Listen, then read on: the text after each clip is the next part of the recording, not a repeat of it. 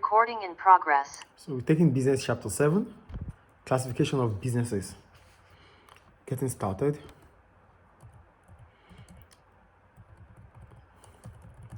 So yeah, this is businesses operate in different sectors. In developed countries such as the US and Germany, most businesses provide services. They may be fitness centers, insurance brokers, and retailers, or provide services for businesses such as markets, research, or IT support. In some countries such as China, there are large numbers of manufacturers. Finally, in less developed countries, many businesses will concentrate on producing agricultural goods. Now, let's look at the business below. We have rail transport in India, growing crops in Africa, food processing, app designed for smartphones. We have a question immediately.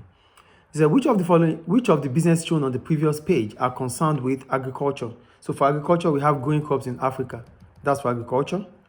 Growing crops in Africa, that's agriculture. Then we have, for manufacturing, food processing is manufacturing. Food processing is manufacturing. And that's about that. And the last one is services. For services, we have rail transport. Transportation is service. And we have app design, which is for smartphones. That's technology. It's also service. I think that is clear.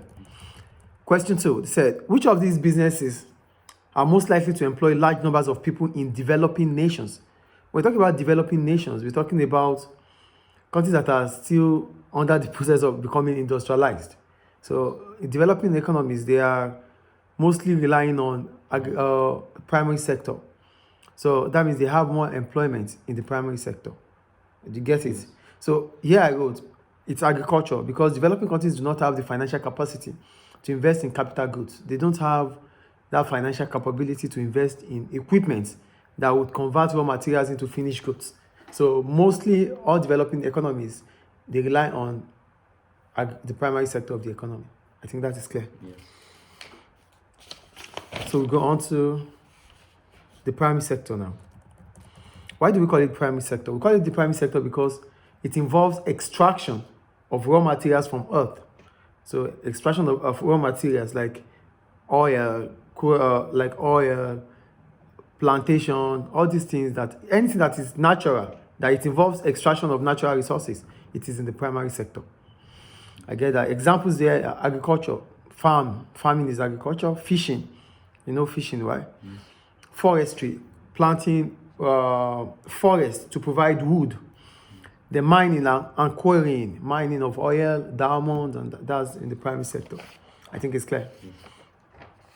So that takes us to the secondary sector. For the secondary sector, we're talking about the sector that converts raw materials into finished products. That is the secondary sector. It converts raw material into finished products.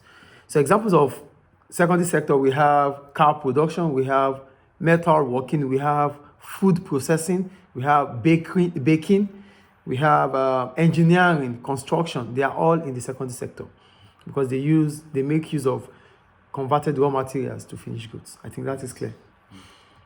So that takes us to the tertiary sector. For the tertiary sector, it involves provision of services. That's the tertiary sector, provision of services.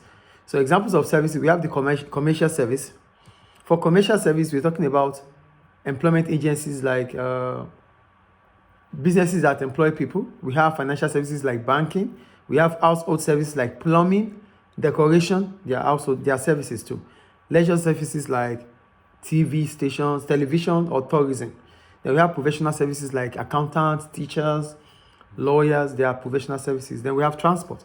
For transport, we're talking about train, railway, and the rest. I think it's clear. Yes. Then we have a case study here.